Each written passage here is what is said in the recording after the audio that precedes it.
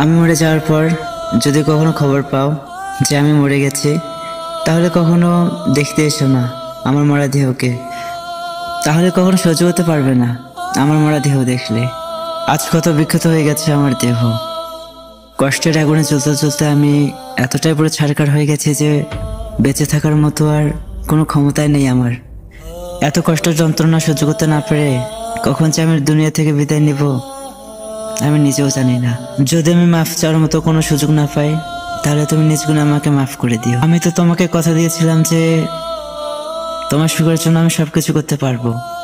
তোমার সুখের জন্য আমি নিজেকে সরিয়ে নিতে পারবো না, এটা কখন হতে পারে? আমি না হয় দূর থেকে দেখে গেলাম প্রিয় মানুষটির সুখে থাকা জীবন।